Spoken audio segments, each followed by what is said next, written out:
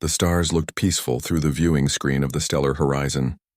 Captain Minho stood on the bridge, watching the endless darkness of space. His ship had been traveling for 3 weeks, exploring regions that no human had ever seen before. The crew of 200 people worked quietly at their stations. Everyone knew they were far from home. Minho was a careful man. He had led many missions before, but this one felt different. They were deep in space that Earth's government called unclaimed territory, but Minho had been a soldier long enough to know that unclaimed did not always mean empty. Someone always owned the space between stars, even if they did not put up signs. The alarm broke the silence. A distress signal. It was weak and broken, but it was real. The communications officer, a young woman named Sunmi, worked quickly at her station. Her fingers moved across the controls as she tried to clean up the signal. After a few minutes, she turned to Minho with wide eyes. "Captain, it's a research station. They're under attack." Sunmi's voice was steady, but Minho could hear the worry underneath. "The signal is not human. It's something else. Something alien." The bridge went completely silent. Alien. That word changed everything. Humanity had been traveling in space for over 100 years.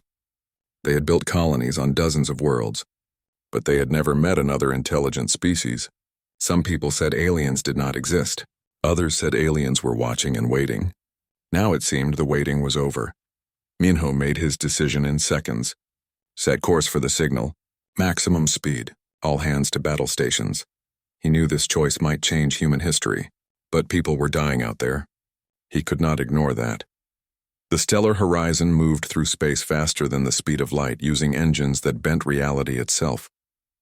20 minutes later, they arrived at the source of the signal. What they saw made everyone on the bridge stop breathing. A massive research station hung in space, surrounded by strange ships that looked nothing like human designs. The alien ships were firing weapons at the station. Bright beams of energy cut through the darkness. Parts of the station were already destroyed, bleeding air and debris into the void. 7 attacking ships, said Tejan, the military commander. She was a tall woman with scars on her face from old battles. "They're bigger than us. Their weapons are more advanced. But their formation is sloppy. They're not expecting a fight." Minho studied the tactical display. Tejan was right. The alien ships were powerful, but they moved like bullies who had never faced real resistance. They were focused on the station, not watching for threats. That was their mistake. "All weapons online," Minho ordered. "Target their engines first. We're not here to kill. We're here to make them leave." He paused, then added, "But if they don't leave, we finish this." The stellar horizon attacked. Human weapons might have been less advanced, but humans had learned to fight in ways that civilized species had forgotten. They used tricks. They used speed. They used fear. The first alien ship never knew what hit it. Missiles struck its engines and the ship went dark, drifting helplessly in space. The second ship turned to face the stellar horizon, but Minho's crew was already moving. They fired electronic warfare weapons that scrambled the alien systems. The ship's weapons fired at empty space, missing by kilometers. The battle lasted 18 minutes. It was brutal and fast. The alien ships had better technology, but they did not have better tactics. One by one, they were disabled or destroyed. The last 2 ships tried to run. Minho let them go. He had made his point. When the fighting ended, the stellar horizon approached the damaged station carefully. Minho sent rescue teams in protective suits to search for survivors. They found 47 aliens alive. The creatures were tall and thin, with skin that looked like crystal. They were beautiful and strange, and they were terrified. One of the aliens stepped forward. She wore a uniform that marked her as someone important. Her voice came through the translation device that Sunmi had quickly programmed. "I am Yuna. I speak for these people. You saved us. But who are you?" "We have never seen your species before." Minho removed his helmet. "I am Captain Minho of Earth. We are humans. We heard your distress call and came to help." He looked at the destroyed parts of the station and the bodies floating in space. "I'm sorry we didn't arrive sooner." Yuna's expression was hard to read on her alien face, but her voice sounded shocked. "Earth? Humans? You should not be here. You are not ready. The Council has been watching your species, but contact was forbidden until you reached a higher level of development." "The Council?" Minho asked. "What council?" Yuna explained quickly. "There was a galaxy council. a government that united hundreds of alien species. They had known about humans for decades. They had been watching Earth studying humanity, but they had decided that humans were too primitive and too violent for contact. The plan was to wait another 100 years or more. But you just fought the Vorathan raiders, Yuna continued. You used tactics that are forbidden by galactic law. You used electronic warfare. You used fear as a weapon. You destroyed ships without warning. These things are not allowed. Tajin stepped forward, her face angry.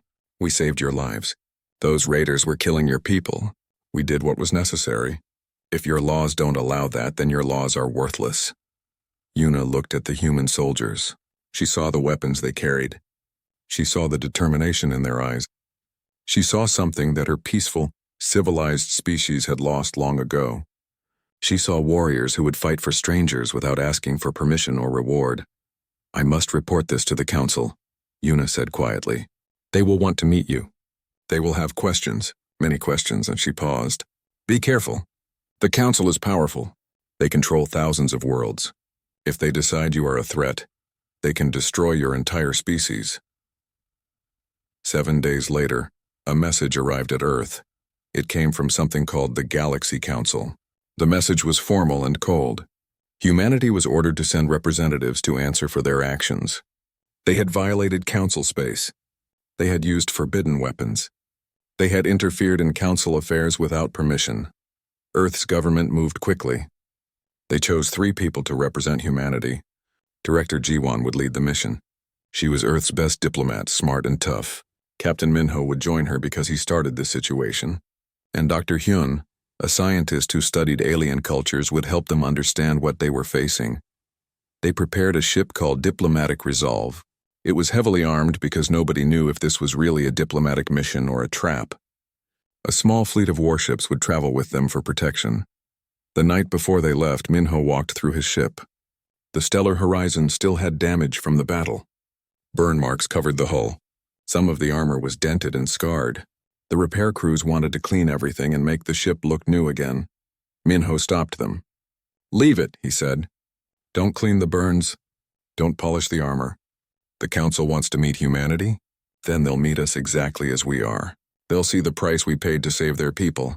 They'll see that we don't hide from what we do. So the human fleet departed for council space with ships that were scarred and damaged. The Diplomatic Resolve and its escorts carried the message that humanity would not pretend to be something they were not. They were warriors. They were survivors.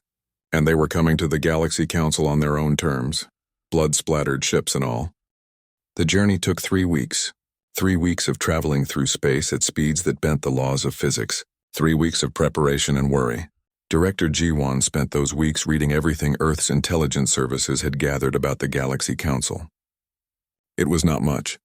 Humans had been blind to galactic politics until now. When they finally arrived at the edge of council space, the human fleet was met immediately. 12 alien warships appeared from nowhere, surrounding them in a perfect formation. The ships were beautiful and deadly. Their hulls were smooth and shining. Energy shields flickered around them like living things. They made human ships look like crude metal boxes. They're scanning us, Sunmi reported from her station. Very thorough scans. They're checking our weapons, our engines, everything. They want to know exactly what we're capable of. Tajin watched the alien ships carefully. Their formation is perfect. Too perfect. They're following a pattern from some old military manual. It's impressive, but it's predictable. If we had to fight, we could exploit that. We're not here to fight, Jiwon reminded her. But she made a mental note anyway. It was good to know. The alien ships escorted the humans deeper into council space. After 6 hours of travel, they arrived at their destination. Station Nexus Prime appeared ahead of them, and it took everyone's breath away. The station was enormous. It was bigger than any city on Earth. Thousands of ships moved around it like insects around a hive. The station orbited a neutron star, and the exotic radiation from the star created beautiful streams of light that painted everything in strange colors. 50 million people live there, Dr. Hyun said quietly, reading the data on her screen. Hundreds of different species. It's the political center of galactic civilization. She paused. And we're about to walk in there as complete unknowns. The human delegation was directed to a quarantine sector. It was a polite word for prison. They were kept in a set of rooms that were comfortable but isolated. For 3 days, nobody came to see them. For 3 days, they waited. It's a deliberate insult, Ji-won explained to her team on the second day. They're making us wait to remind us that we're unimportant. It's basic negotiation tactics. They want us to feel small and powerless. Is it working? Asked Minho. Ji-won smiled coldly. No, but they don't know that yet. During the wait, they could see other aliens through observation windows. Dr. Hyun spent hours watching them, taking notes, trying to understand. There were so many different types. Tall creatures with crystal skin, massive beings that looked like walking rocks, fluid creatures that floated in special suits filled with liquid, and dozens of others. They're all modified, Dr. Hyun said on the third day. Genetically engineered. They've changed themselves at the cellular level. Stronger bones, better organs, enhanced minds. They've evolved beyond their original biology. And we haven't, Minho observed. We're still natural, still organic. We refuse to modify ourselves after the gene wars. The gene wars had happened in the 23rd century, when different groups of humans had tried to create superior versions of humanity. The wars had been terrible, and afterward Earth had banned most genetic modification. To them we might look primitive, Dr. Hyun said, like cavemen with spaceships. On the third day, Yuna visited them. The alien woman they had rescued looked tired. The council is very divided about what to do with you, she said without any greeting. Some think you're dangerous. Others think you're too primitive to matter. Almost nobody thinks you're equals. What do you think? Ji-won asked. Yuna was quiet for a moment. I think you're something we haven't seen in a very long time. Warriors who fight for principles instead of profit. That makes you dangerous in a different way. It makes you unpredictable. Finally, on the fourth day, the summons came. The human delegation was ordered to appear before the full Galaxy Council. Ji-won dressed carefully in formal Earth diplomatic clothing. Minho wore his military uniform complete with all his medals. Dr. Hyun wore simple but elegant clothes. They wanted to look professional but not submissive. The council chamber was overwhelming. It was a vast circular arena that stretched up into darkness. Hundreds of platforms floated in the air, arranged in concentric circles. Each platform held a council member from a different alien species. At the center, at the highest point, sat High Chancellor Borum. The humans walked to the center of the chamber floor. Security drones floated around them, weapons ready. The message was clear. Humans were considered potentially dangerous. The chamber fell completely silent as the High Chancellor began to speak. His voice was translated into human languages by technology that seemed like magic. Humans of Earth, he said, you stand before the Galaxy Council to answer for your actions. You have violated our space. You have used forbidden weapons. You have refused to accept our authority. Explain yourselves. The charges were presented one by one. Unauthorized expansion into Council-monitored space. Use of electronic warfare, which was banned by Galactic Convention. Use of psychological tactics in combat. Possession of unmodified biological weapons, meaning their natural human bodies, which could spread diseases to genetically modified species. Several council members spoke, each one adding to the accusations. Their tone was condescending. They spoke to humans the way adults speak to misbehaving children. Some suggested that Earth should be placed under quarantine for centuries. Others suggested that humans should be forced to undergo genetic modification to reduce their aggressive instincts. Through it all, Ji-won stood quietly and listened. She did not interrupt. She did not argue. She waited until every accusation had been made, and every council member had finished speaking. Then, and only then, did she step forward to respond. Honorable members of the Galaxy Council, she began. Her voice was calm and clear. You accuse us of unauthorized expansion, but we believed the space we explored was unclaimed. You were watching us for decades but never made contact. How are we supposed to know your rules if you never told us they existed? She moved to the second accusation. You accuse us of using forbidden weapons and tactics, but again, we were never informed that these things were forbidden. When Captain Minho heard a distress call, he did not stop to ask what weapons were allowed. He acted to save lives. Is that not what any moral being would do? Finally, she addressed the most insulting charge. You accuse us of being dangerous because we refuse genetic modification. Humanity will never change our fundamental nature because others find us uncomfortable. We have the right to exist as we are. If the price of joining your council is surrendering our identity, Then we will never join. The chamber erupted. Some council members shouted in anger at human defiance. Others seemed shocked. Only a few looked thoughtful or even impressed. The High Chancellor called for order, but it took several minutes for the chamber to quiet down. The council will deliberate for 3 days, the High Chancellor announced. We will then deliver our judgment on the human question. Until then, you will return to quarantine. As the humans left the chamber, Minho leaned close to Jiwon. They already made their decision, he whispered. This whole trial is just theater. I know, Jiwon replied. The question is, what did they decide? That night, Sunmi came to Jiwon with disturbing news. She had been monitoring council communications using techniques that were probably illegal. What she found was worse than they feared. Different council factions were using humanity's case to fight their own political battles. Some wanted to use humans as proof that the council was too weak. Others wanted to use humans as an example of what happens when species don't follow rules. We're not really on trial, Sunmi explained. We're just a tool in their political games. They're using us to score points against each other. Then we need to change the game, Jiwon said quietly. But before she could explain what she meant, alarms started blaring throughout the station. Emergency lights flashed. The station's defense systems activated. Something was attacking Nexus Prime, and this time, the humans were trapped inside. The attack came without warning. One moment, Nexus Prime was peaceful and busy. The next moment, explosions rocked the massive station. Minho ran to the observation window in their quarters and saw a sight that made his blood run cold. A fleet of warships had appeared from hyperspace inside Council space. The ships were ugly and brutal, covered in weapons and armor. They were Vorathon raiders, the same pirates that the humans had fought 3 weeks ago. But this time there were dozens of ships and they had come for revenge. The station's defense fleet scrambled to respond, but they were caught completely off guard. Minho watched as council warships moved into defensive positions. They were beautiful and precise, following perfect military formations. But the Vorathan ships did not care about formations or rules. The raiders attacked like wild animals. They targeted civilian sections of the station. They used hostages as shields. They fired weapons that specifically destroyed the council's advanced shielding technology. Within minutes, parts of the station were burning and people were dying.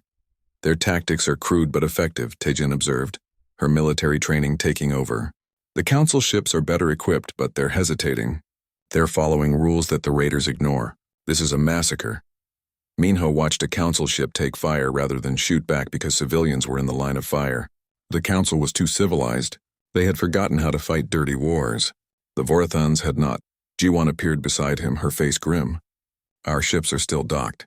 Technically, we're under council custody. If we launch without permission, they could see it as an act of war. And if we don't launch, thousands of people die, Minho replied, including Yuna and all the others who showed us kindness. I know the political risks, but I also know what's right. Jiwon closed her eyes for just a moment. This decision could mean war between humanity and the entire Galaxy Council. It could doom Earth. But watching innocent people die while they had the power to help was impossible. She opened her eyes and looked at Minho. Launch all ships, she said. Do what you need to do. Minho did not waste time. He contacted all human ships simultaneously. This is Captain Minho. We are launching immediately. Our mission is to save the station. Use any tactics necessary. The Council's rules do not apply to us. We fight to win. Minho out. Taejin led security teams to the docking bay. When station security tried to stop them, Yuna appeared from nowhere. She used her authority to override the lockdown. Go, she told the humans. Save my people. I will handle the council. Human ships exploded out of the docking bay. Alarms screamed across the station. The council high command sent urgent messages demanding to know what the humans were doing. Jiwon answered with 3 simple sentences broadcast across all channels. People are dying. We can help. We are helping. The human fleet entered the battle and everything changed. Council ships fought with restraint and precision. Human ships fought with brutal efficiency. They did not follow the Council's rules of engagement. They followed only one rule. When Minho's ship, the Diplomatic Resolve, led the attack, they did not maintain safe distances. They did not issue warnings. They fired first and asked questions never. Human vessels moved at speeds that seemed reckless, dodging between larger ships, using the chaos of battle as cover. One human destroyer conducted a ramming maneuver. using its own hull as a kinetic weapon against a Vorathon cruiser. The collision destroyed both ships, but it also stopped the cruiser from reaching a civilian evacuation point. The crew had evacuated seconds before impact. It was a calculated sacrifice. Sun-Mi coordinated electronic warfare from the diplomatic resolve. She hacked into Vorathon communication systems and sent false orders. Raider ships turned on each other, thinking they were firing at humans. The confusion bought precious minutes for the Council ships to regroup, but the Vorathons were not stupid. They identified the human ships as the real threat and redirected their attack.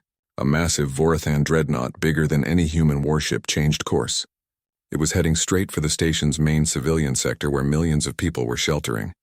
Minho saw it happening. The dreadnought was going to ram the station. Nothing could stop it in time. Nothing except one thing. He made the decision in half a second. All hands abandon ship, he ordered. Everyone to the escape pods now, that's an order. Captain, what are you doing? Taijin demanded. Saving the station, Minho replied calmly. He set the diplomatic resolve on an intercept course with the dreadnought. His ship was going to block the enemy vessel's path. The collision would destroy both ships, but it would stop the dreadnought from reaching the station. Escape pods shot away from the diplomatic resolve like seeds from a dying flower. Minho stayed on the bridge, manually piloting the ship. He needed to time this perfectly. At the last moment, he jumped into the final escape pod. The pod launched just as the two ships collided. The explosion was enormous. It lit up the darkness of space like a small sun. The dreadnought's reactor went critical, creating a chain reaction. Both ships were torn apart. Debris scattered in all directions. For a moment, everyone thought Captain Minho was dead. Then a Takari rescue ship picked up the human escape pods. Minho was alive along with most of his crew, but 17 humans had died in the battle. Commander Taijin was among them. She had stayed behind to protect evacuating civilians and had been caught in an explosion. The battle continued for another hour, but the destruction of the dreadnought broke the Vorathan attack. The remaining raider ships were hunted down one by one. Some were destroyed. Others fled back into hyperspace. The station was saved, but the cost had been high. As the guns fell silent, the human ships limped back to the station. They were covered in battle damage. Hulls were scorched black, armor was dented and torn, and in some places the metal was stained with blood from crew members who had fought in exposed sections. Minho stood in the medical bay of the Takari rescue ship, receiving treatment for his injuries. Through the window he could see the station in the distance. Fires were still burning in some sections. Rescue operations were underway. Thousands of lives had been saved, but too many had been lost. A message came from the station. The High Chancellor was demanding an immediate audience with the human delegation. The tone was no longer condescending or dismissive. It was urgent and almost respectful. The Council had seen what humans could do. Now they needed to decide what that meant. As repair crews prepared to clean the human ships for the return to the station, Minho stopped them. He remembered the choice he had made 3 weeks ago before arriving at Council space. That choice felt even more important now. Don't clean the ships, he ordered. Leave the damage. Leave the blood. Leave everything exactly as it is. The Council wanted to know what humanity is. Let them see. Let them see what it costs to fight for others. Let them see what sacrifice looks like. So the human ships docked at Nexus Prime, still bearing the marks of battle. The hulls were scorched and dented. The armor was torn. And yes, in places there was blood. The blood of warriors who had fought and died for aliens they barely knew. The blood of heroes who believed that saving lives mattered more than following rules. The Galaxy Council had wanted to judge humanity. Now they would have to face what humanity truly was. Not conquerors, not primitives, but warriors who understood that honor sometimes requires blood, and peace sometimes demands violence. The humans had arrived at Council space with blood-splattered ships, and that blood told a story more powerful than any words could convey. The Council chamber was packed. Every seat was filled. Species that normally never attended Council meetings had sent representatives. News of the Vorathon attack and the human intervention had spread across the entire galaxy. Everyone wanted to see what would happen next. Jiwan led the human delegation into the chamber. Minho walked beside her, his arm in a medical brace. Behind them came the surviving members of their team. They were tired and bruised, but they held their heads high. Outside the chamber's windows, the damaged human ships were visible, still docked at the station. Some council members had complained about the sight. Others understood that the humans had left them that way on purpose. High Chancellor Borum began the session differently than before. Instead of accusations, he started with honor. The Galaxy Council recognizes the sacrifice of 17 human warriors who gave their lives defending this station. We perform our traditional ceremony for fallen defenders, which has never before been extended to non-council species. The chamber fell silent. A haunting sound filled the air, music from a dozen different alien cultures blending together. It was beautiful and sad. Jiwan felt tears in her eyes but did not wipe them away. This honor was genuine and it meant something. But once the ceremony ended, the politics began. The council was deeply divided about what to do with humanity. 3 main groups had formed, each with different ideas. The first group was led by Councillor Deho, a massive Dravax whose people valued strength and honor above all else. "Humanity saved us when our own forces could not," he declared in a voice that rumbled like thunder. They fought with courage and skill. Yes, their methods were brutal, but they were effective. The galaxy needs warriors like them. I propose immediate provisional membership in the council. The second group was led by Councillor Mirai, a queller whose fluid form shifted colors as she spoke. Humanity's actions were helpful but also dangerous. They disregarded all established protocols. They used tactics that violate galactic law. We cannot simply reward such behavior. I propose supervised integration. Humanity would be protected by the Council, but required to adopt our standards and undergo modification programs to reduce their aggressive nature. The third and smallest group was led by Councillor Yunki, a Teravian whose people were known for paranoia and conspiracy theories. The timing of the attack was too convenient, he said in a thin, suspicious voice. Humanity arrives for trial, and suddenly the station is attacked by the same pirates they fought before. I believe this was planned. Humans may have staged this entire event to make themselves look good. I demand a full investigation and continued quarantine of Earth. The debate went on for hours. Different council members spoke, arguing for their positions. Some praised humanity. Others feared them. A few insulted them. Through it all, the human delegation stood silently in the center of the chamber listening. Finally, High Chancellor Borum called for the humans to respond. Jiwan stepped forward. She had prepared a careful speech, full of diplomatic language and political maneuvering. But as she looked around the chamber at the hundreds of alien faces, she decided to throw away the script. "We reject all 3 proposals," she said simply. The chamber erupted in shocked whispers. The High Chancellor leaned forward. "You reject membership? You reject protection? Please explain." "Humanity did not come here asking for membership," Jiwan said clearly. "We came because you summoned us. We did not fight the Vorthons to gain your favor. We fought because people were dying and we could help. That's what we do. That's who we are." She paused, letting her words sink in. "You offer us membership with conditions that would require us to change our fundamental nature. You offer protection that comes with surrender of our sovereignty. You suggest we modify our biology to make ourselves less dangerous. We refuse. Humanity will not transform ourselves to fit your comfort level." "Then what do you want?" demanded Councillor Mirai. "Respect," Jiwan answered. "Recognition as an independent civilization with the right to exist as we choose. If the Galaxy Council cannot accept humanity as we are, then we will make our own path among the stars. We survived as a species without your help. We can continue to survive without it." The boldness of her statement shocked the Council. Many were insulted. Others were impressed. But everyone understood that humanity had just drawn a line. They would not be subordinated no matter the cost. Before the Council could respond, Sunmi stepped forward with a data tablet. "There is one more thing the Council should know," she said. "We have evidence about the Vorthon attack." She presented her findings. The Vorthons had possessed detailed information about Council defenses, station layouts, and security protocols.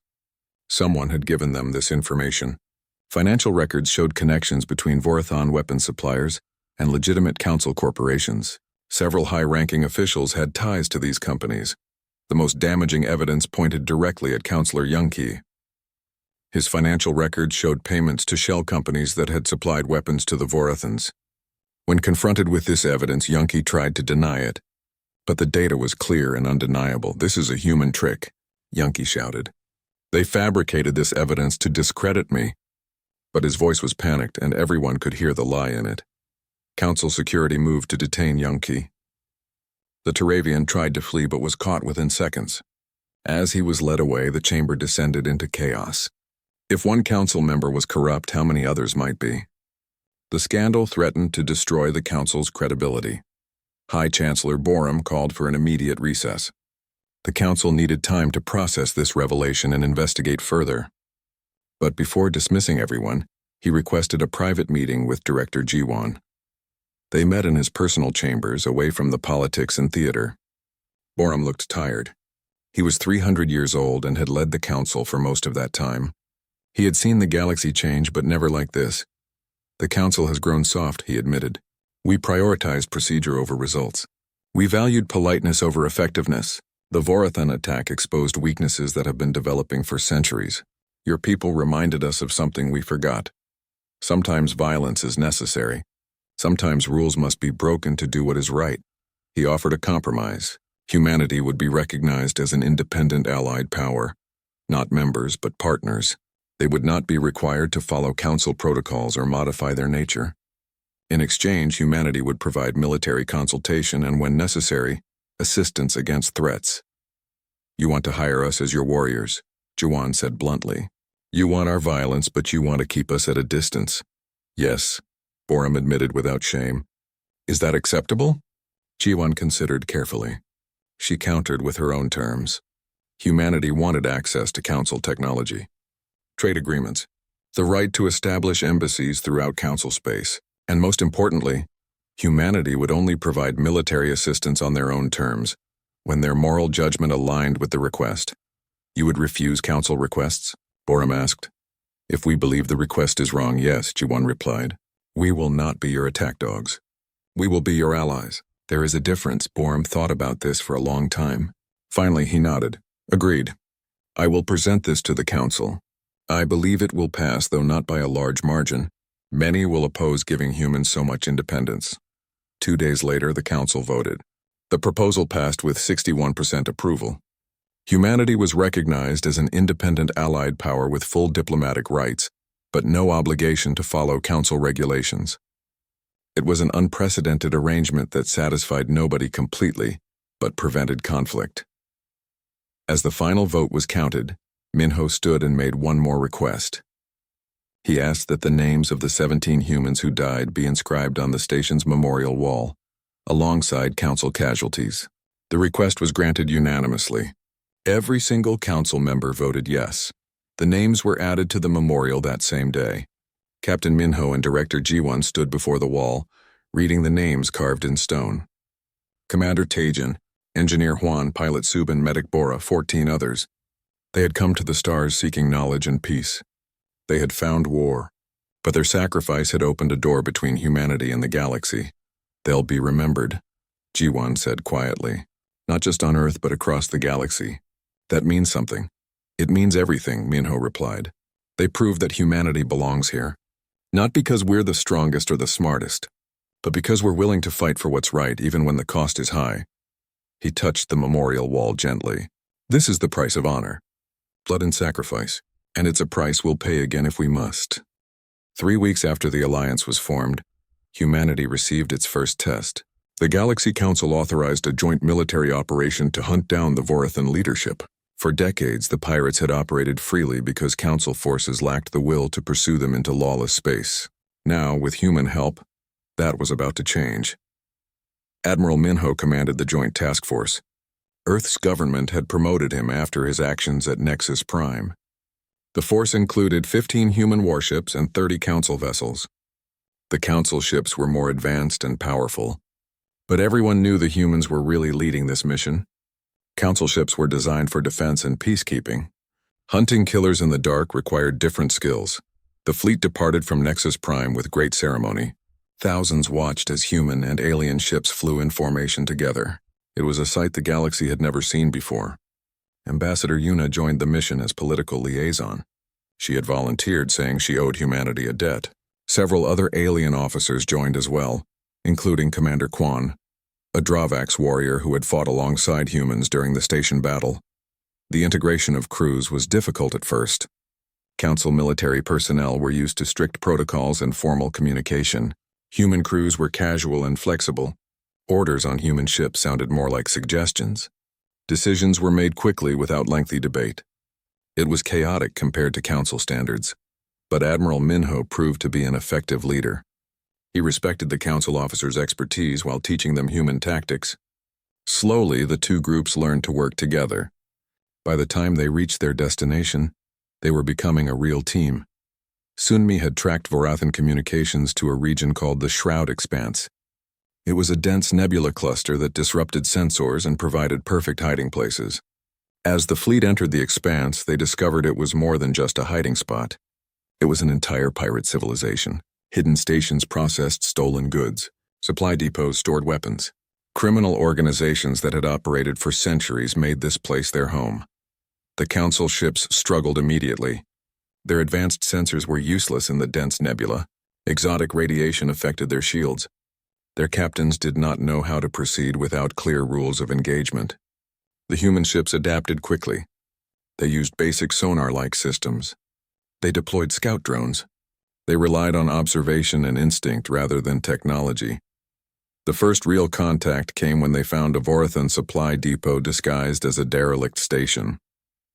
Council commanders debated whether attacking civilian infrastructure was legal.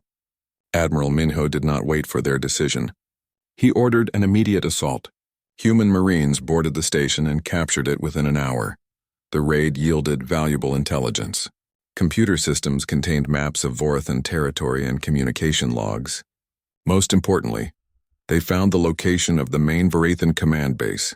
It was built inside a hollowed asteroid, protected by mines, defense platforms, and a small fleet.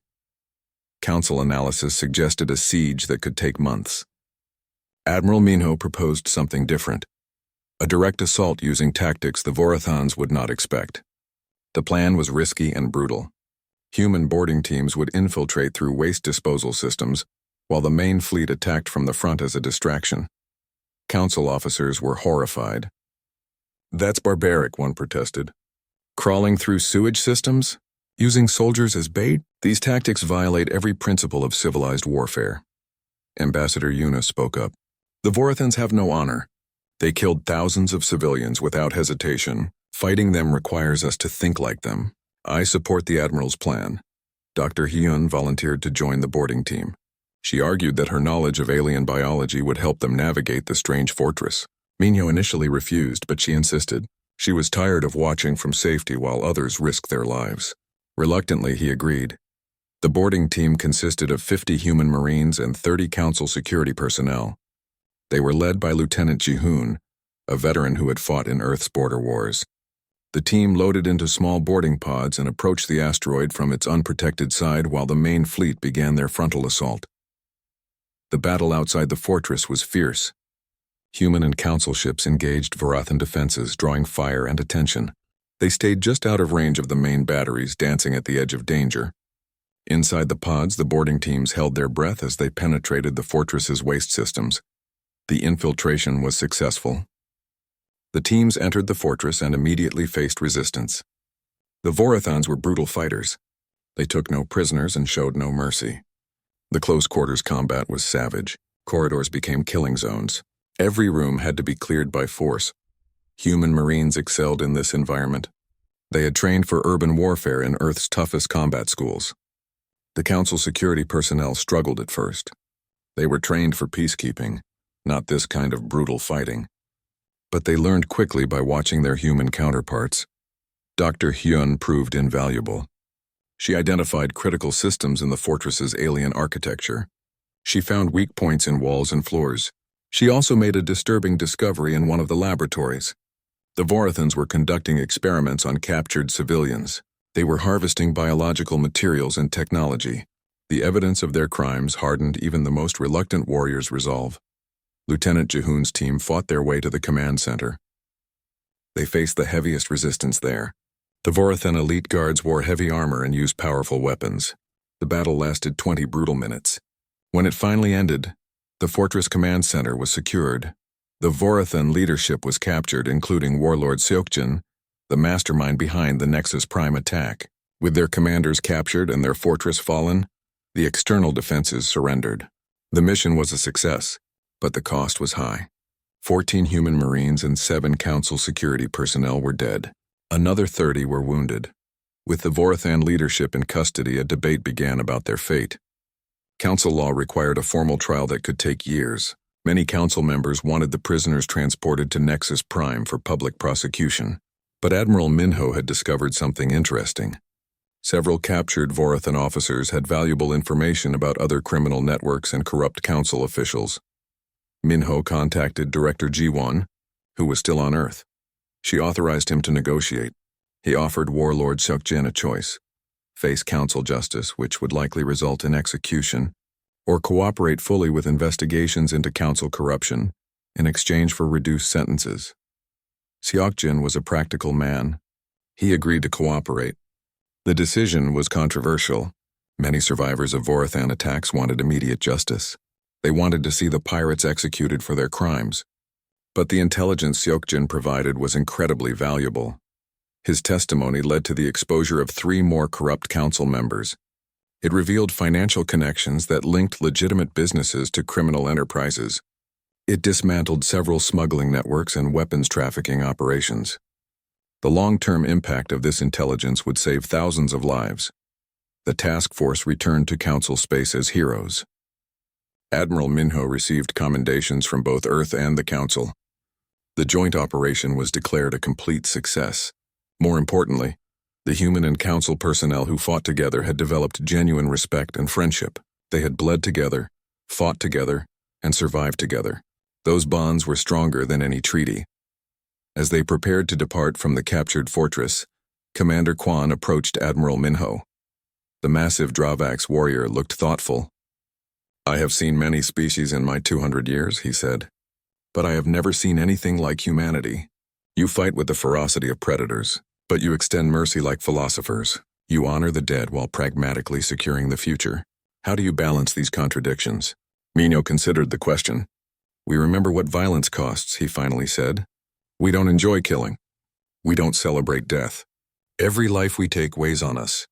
That's why we can be brutal when necessary, but merciful when possible. We know the difference between justice and revenge."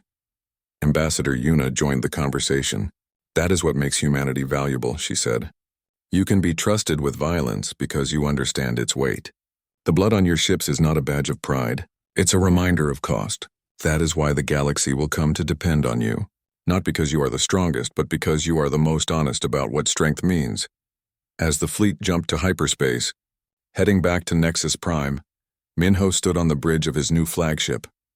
He thought about the battles they had fought, the lives they had saved, the lives they had taken, the cost of becoming the galaxy's warriors. It was a heavy burden, but it was one humanity was willing to carry, because someone had to stand between civilization and chaos. Someone had to be willing to get their hands dirty so others could stay clean. That was humanity's role now. And they would fulfill it with honor, no matter how much blood it required.